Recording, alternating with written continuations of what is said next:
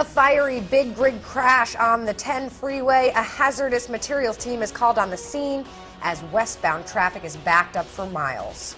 And new questions tonight about a rape case involving a former Palm Springs Power baseball player. We're learning where the crime allegedly took place.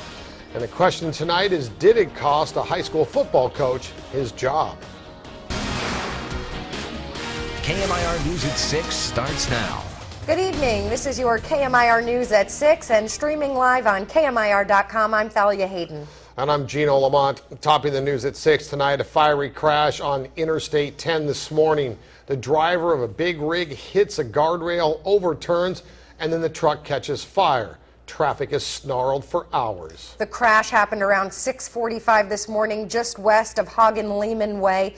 The westbound side of the freeway was completely shut down. KMIR's Angela Monroe is live at the scene. Angela, is traffic any better now?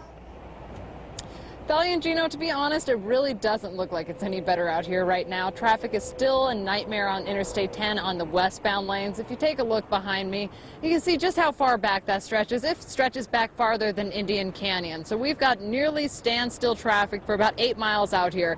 It's been 11 hours since that crash took place. And since then, of course, vehicles have been overheating. You can see that there are some semis pulled over on the side here. And there have been people, we've seen some of them who are trying to take shortcuts through the desert, trying to find out a way around this, but they've not been able to. There were also a couple accidents that California Highway Patrol told me about that have happened in this huge traffic backup. Now, the crash, once again, like I said, happened 11 hours ago, just a little before 7 a.m. west of Hagen-Lehman Way. Highway Patrol tells us the driver took his eyes off the roadway and in that moment allowed the truck to drift. The big rig hit a metal guardrail and the driver overcorrected. The truck and his trailer swerved to the left and overturned. The truck's fuel tank was damaged during the accident, spilling its contents and causing the truck to go up in flames. With all that said, no one was hurt in the crash and no other cars were involved in that accident. Hazmat crews were on scene. That's part of what's taken us so long cleaning it up. Police said the trailer was hauling some type of hazardous material. Crews don't know exactly what they were dealing with. However, CAL FIRE did say on their website that it was some form of pesticide that was out there. If you are planning to head out of town, expect delays. The number 3 and 4 lanes have reopened, but the other lanes are not expected to reopen until right about now. I talked to California Highway Patrol just a couple of minutes ago. They said they were still expecting to open at 6, but they say because of just how congested it's become out here, it still could take a couple hours for this backup to ease along Interstate 10. Live along Interstate 10, I'm Angela Monroe. Back to you. Angela, I don't know if you know this, but if you have to head westbound on the 10 and you don't want to spend the 2 or 3 hours to get through this, as the congestion is clearly still a problem, what other way out of the valley is there heading westbound? You know, Gino, we've actually had plenty of drivers stopping and asking us that same question, and unfortunately there really isn't much of a way around this at this point. Someone asked us about going to Hemet. We actually suggested that they go back to Palm Desert, take Monterey, and take 74, because the length of time this is going to take is quite a while. There are ways to circumvent it, of course, if you take Highway 62 or 111, but you're still going to hit the congestion at that point because the crash is west of Hagen-Lehman Way. So there really isn't any good routes to be able to circumvent this traffic nightmare. Yep, stay off the highway if you can. Angela Monroe live for us tonight. Interstate 10 still backed up for hours, and again, stay away from the westbound side of the I-10 if you can. Angela, thank you. And if you happen to be stuck in it, you just have to wait. Just ride it out. Yeah. All right. Another rollover crash, this one in the Whitewater area. A silver Toyota pickup heading north on 111 lost control and rolled over several times. The truck came to rest in the desert bordering the highway just south of Snow Creek Canyon Road. You can see in this video the truck's roof was almost completely caved in and it had major damage to its front end. The driver wasn't hurt. And now to that rollover crash in Indio yesterday. We now know the victim's name there. 57-year-old Elsie Shumway of Arizona drifted off the I-10 near the Monroe Street exit. Her SUV went down an embankment and flipped over. The car was so badly wrecked that fire crews had to pry it open to get her out. She did die on scene. No one else was hurt. The delivery man is arrested for crashing his truck into a light fixture while drunk. 22-year-old Jake Corbin of Covina was arrested early this morning in La Quinta for suspicion of driving under the influence. Police say Corbin crashed his delivery truck into a light fixture inside the Traditions Country Club. Security guards detained him as police arrived. He was taken to the hospital as a precaution, but was later booked into Indio jail.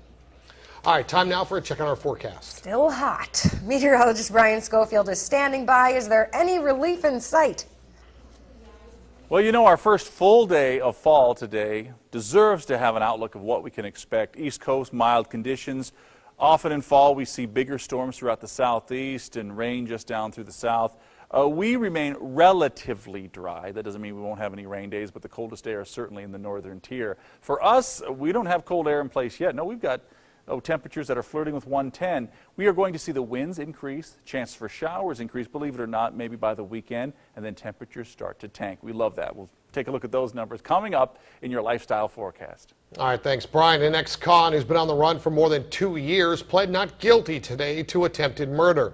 He's been accused of a road rage shooting that happened in Palm Springs, where a pregnant woman was shot in the face. 32-year-old Gabriel Gutierrez was arrested Friday. He's facing 2 counts of attempted murder resulting in great bodily injury and assault with a firearm, along with 1 count of gang activity. The shooting happened back in May of 2012 at the intersection of Crossley and East Ramon Road. Now, according to court documents, an SUV cut off the Cadillac Gutierrez was riding in. The driver of the SUV then pulled up to the Cadillac and made provoking comments, and that's when Gutierrez allegedly opened fire. A pregnant woman inside the SUV had to be taken to the hospital with a gunshot wound to her mouth and the side of her face. She was released, but earlier this week, detectives received information that Gutierrez was at a home in Palm Springs. They caught up with him, and that's where they made the arrest. And new details emerging tonight in an alleged rape case involving a former player of the Palm Springs Power baseball team. We're learning where the alleged crime happened, and it is raising questions. KMIR's Giselle Puente is live in the newsroom with more. Giselle. Gino, Thalia, I have this court document here that spells out in graphic detail what police say happened at a house party June 16th in Indio. A woman was allegedly raped.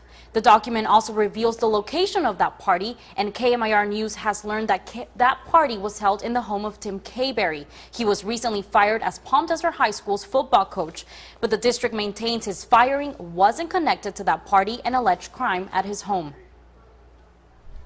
The man police say raped a woman at the party is former Palm Springs Power player 21-year-old Trent Pell. It allegedly happened at this home in Indio. Pell allegedly sexually assaulted the woman while she was unconscious. The home belongs to an ex-football coach, Tim Kayberry. It's unknown if Kayberry was home at the time of the party and alleged crime, but we know he was recently fired from his coaching position. A source tells us he was using profanity at a football game, but the district won't confirm that. The superintendent will only say he's not coaching for now. He's not coaching now. Will he coach in the future? Probably, maybe. It's up to the school. But minutes from a school board meeting indicate the district learned about the party at Kayberry's house in early September. And days later, he was relieved of his coaching position he had for nearly 27 years. However, the district denies Kayberry was fired over that party. These 2 incidences, the one that you're alleging, are completely unrelated. One has nothing to do with the other. But Kayberry continues to teach English at Palm Desert High School. I have no reason or evidence to believe that students are in any way at risk or in harm's way by having Mr. Kayberry, Tim Kayberry, as their teacher. The assistant superintendent also told me that Kayberry's firing may not be permanent and he could coach again in the future. Tim Kayberry is refusing to speak publicly about all of this. In the newsroom, Giselle Puente, back to you. All right, Giselle, thank you for that. Well, still to come in the KMIR News at 6 in true HD. The U.S. Secretary of Interior is here in the Valley discussing renewable energy and ways to protect our desert. We have a full report coming up. And federal aid is granted for Riverside County after recent floods and heavy rains. We'll tell you about that coming up. Don't forget, KMIR is committed to making the Coachella Valley a better place to live. If you have a problem or story you think we can help you with, email us or call our newsroom. You ask, we investigate. We'll be right back.